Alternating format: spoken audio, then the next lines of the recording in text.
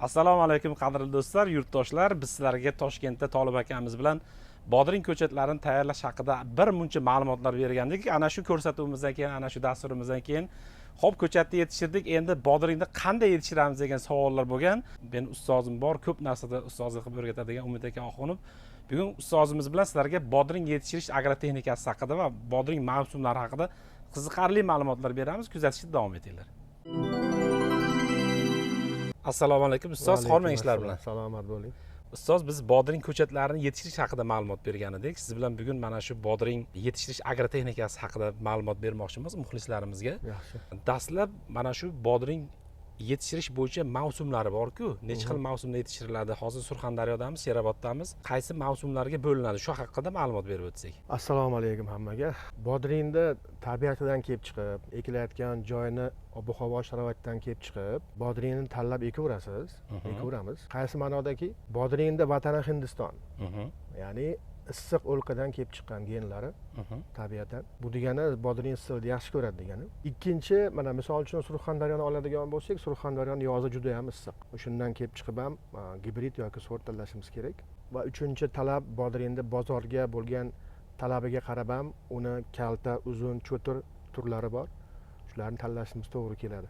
Mana misol uchun qish davriga bodring ekmoqchi bo'lsak, Surxondaryoda hamma ham qishga ekishni xohlaydi. Issiqligi bo'lib, sharoitlari yaxshi bo'lib, tepasi shuni imkoniyat bersa, bodring tanlayotganda oxirgi tanlov bu gibrid bo'lishi kerak. Nimaga e'tibor beramiz? Bodring o'zi 3 xil tipga bo'linadi, desa ham bo'ladi. Uzun tipdagi bodringlar, cho'tir bodringlar va kalta, silliq bodringlar. Ya'ni ko'pchilik biz bozorda orzu tip degan so'z ma'no o'rganib shakllanib qolgan. Orzu tip degan ma'no berib bodring 10-12 tantasi kalta bodringlar. Shu bodringlarda ichida uzun tipdagi bodringlar 17-18 santimetrliklar quyoshga bo'lgan talabchanligi past. Ya'ni qishda ham oson gullab, oson meva tuga oladi. Ikkinchi o'rinda cho'tir bodring turadi va oxirgi o'rinda kalta bodring turadi. Shu sababdan bizda qishda yanvar, fevral, dekabr oylari orzu tipdagi bodringlarimiz yo'qolib ketadi bozordan. Imенно o'sha deylik, gullashi qiyin bo'lganligi uchun, yorug'likka bo'lgan talabchanligi yuqori bo'lganligi uchun u bodringlar ko'pchilik dehqonlar ekmaydi. Hamma o'sha uzun tipga o'tib ketadi. Mavsumlarda kelib oladigan bo'lsak, mana bugun 27-oktyabr. Ko'rib turgan bodringlarimiz qachon ekilgan, hosillari qachon chiqib boshlaydi va qaysi paytda hosil avj pallaga kiradi? Dehqonlarimizga tushunarli bo'lish uchun muddatlarini, ekilish muddati-yu hosillar qaysi payt bozorga kirishini tushuntirib ketaylik. Biz bu bodringda bu uzun tipdagi bodring, gibridning nomi Neva, Gavrish firmasiniki. Palagi baquvvat, uzun tipda bo'lganligi uchun va buni biz o'sha noyabrning boshiga pishishni reja qilganligimiz uchun sentyabrning 17sidan yeriga to'g'ridan to'g'ri urug' ekkanmiz. Xudo xolasa 45 kunlarda pishadi. 6 ta bo'g'inni olib tashlaganmiz.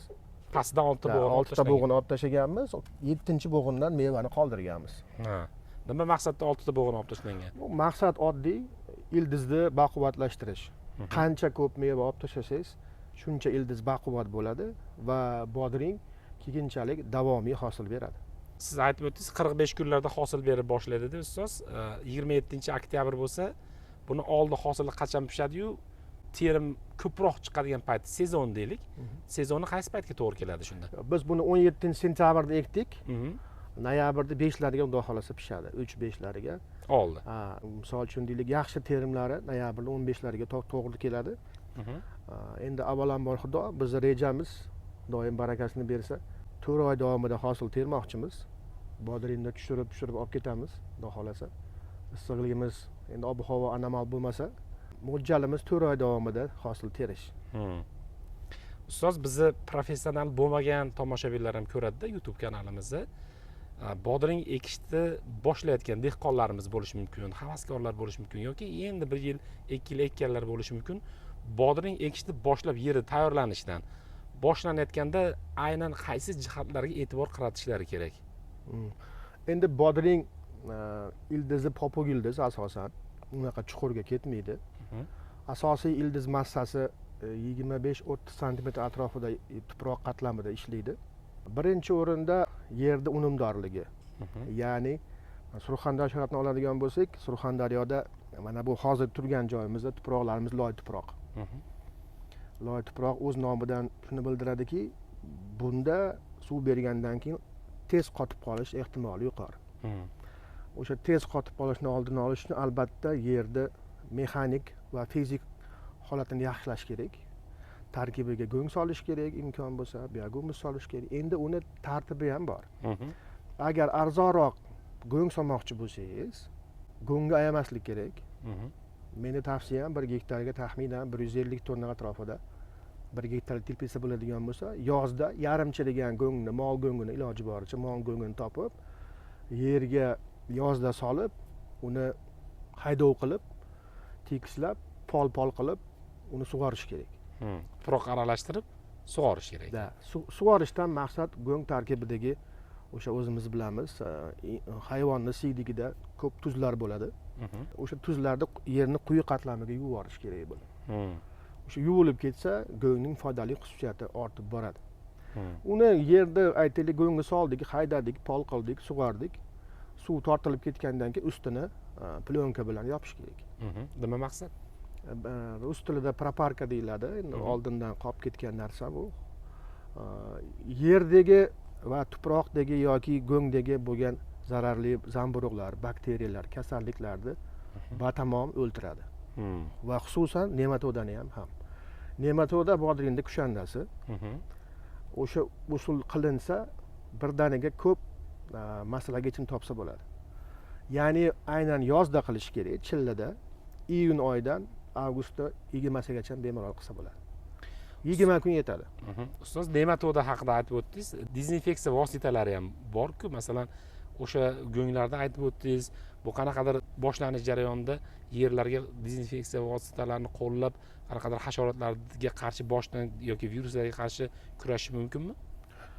Nematodani o'ziga to'xtaydigan bo'lsak, agar mabodo biz aytgan narsa qilinmagan bo'lsa, ya'ni yer plyonka bilan qoplanib, sug'orilib, yopilib, dezinfeksiya qilinmagan bo'lsa, o'sha davrdan o'tib ketgan bo'linsa, ximiyaviy vositalar bilan ishlash mumkin. Biz o'zimiz ham qo'llab kelamiz. Birinchisi Nemaxib degan dori bor. Bayer kompaniyasiniki. Tarkibi Fliopiram 480 mg litr hisobida. 1 gektarga rasxodi ko'p emas, 1 litr 10 tonna suvga qo'shib, yer sug'orilgandan keyin berib olish mumkin. Ya'ni bodringni ko'chatini ekdingiz yoki urug'ini ekdingiz, unib chiqqandan keyin 4 kun, 5 kundan keyin qo'llash kerak. Birinchi qo'llashini 20 kundan keyin qayta qo'llash kerak. Narxi arzon emas, taxminan 3 million atrofida 1 litr, balki bundan ozroq topish ham mumkindir. Lekin nematodani xudo xolasa 95-100% ushlaydi. Natijasi yaxshi. Natijasi juda ham yaxshi. O'zimiz qo'llab kelyapmiz. Oldin vidat degan dori bo'lardi. Endi o'ta zaharli bo'lganligi uchun va keyinchalik uni samaradorligi pasayib ketganligi uchun mana shu preparatga o'tib ketdik. Nematoda masalasida. Yana bitta preparat bor, arzonroq. Uni hamma taniydigan Vertimek. Tarkibi abamektin. Uni ham qo'llasa bo'ladi. U arzonroq ancha. Uni ko'chatlik davrda 1 gektarga 3 litr qo'llash mumkin. 10 tonna suvga va sug'orilgan joyga nam holatda berish kerak. Ko'chat bodring katta bo'lgandan keyin 4-5 kilodan yoki litrdan har 20 kun yoki 1 oyda qo'llab tursa bo'ladi. Lekin 85-95% atrofida samaradorligi bor. Nemaxibchalik 100% effekt bera olmaydi, lekin kimdir arzon qo'llamoqchi bo'lsa yoki kimdir bahorda ekkan bo'lsa, tan narxini tushirmoqchi bo'lsa, bu ikkinchi variant. Nemaxib aynan nematodaga qarshi aynan vosita. Aynan vosita. Abamektin ham bemalol qo'llasa bo'ladi. Bu o'sha kitoblarda hamma biladigan sharoitlarda, manbalarda bor. Hamma qo'llab keladi, ishlatsa bo'ladi. Endi bodring ko'chatlar bu yerda urug'dan ekilgan. 1 gektar maydonga bodring mana shunaqa sizlar aynan qanaqa sxemada ekkansizlar, mana bu urug'larni orasini so'ramoqchiman. Uchtalar orasida ham necha ming dona urug' ketadi yoki ko'chat ketadi 1 gektar mana shunaqa issiqxonada bodring yetishtirgani? Bizda mana bu sortni barglari katta bo'lganligi uchun biz buni gektariga 20 ming dona sxemasida ekkanmiz. Pushtalarimiz orasi juda keng, 180, ya'ni qator oraliqqa e'tibor bergan bo'lsa juda keng. Ko'chatlarda orasi taxminan shu O'tamiz atrofida.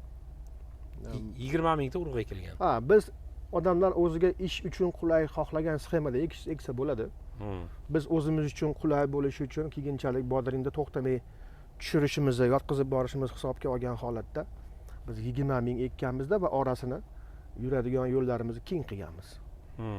Mana bu qator oralarini katta qilingan ekan, ham Juda balandda. Ha, baland. Bu nima maqsadda bunaqa qilingan? Biz pushtani doim baland qilib ekamiz. Maqsad drenajni yaxshilash. Misol uchun deylik, yerni yuqori qatlamiga olib chiqib bodring ekadigan bo'lsangiz, tabiiyki o'zi suv og'irligi hisobiga pastga qarab o'tib ketadi.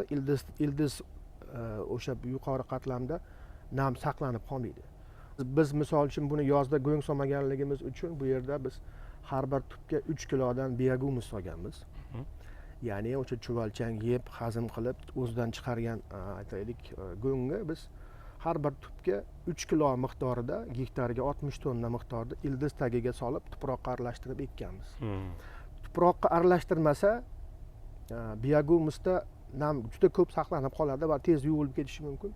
Tuproqqa aralashtirsa, ildiz uchun kattaroq maydon, tuproqqa aralashgandan keyin uning fizik holati kattaroq maydon yaxshilanib, ildiz kattaroq maydonda ishlab, ya'ni mana bu palakni boqish ham kerak albatta keyinchalik. Hosillar pishirgani ham. Ha, shunga yordam beradi. Oddiy quruq loy tuproq yerda bodring uzoqqa bormaydi, umri kalta bo'lib qoladi. Davomiy uzmoqchi bo'lsak, albatta yozda go'ng solib, uni proparka qilib o'sha plyonka bilan yopishimiz kerak. U qilinmagan bo'lsa, albatta meni tavsiyam o'sha biogummus solish kerak yoki chirigan go'ng. Juda ham yaxshi chirigan go'ng bo'lsa, solib bir tupiga 3 kilodan miqdorda solib tagiga ishlagan ma'qul. O'shanda hosildorlikka natija berish uchun yaxshiroq tuproqqa yaxshilab aralashtirib olib albatta.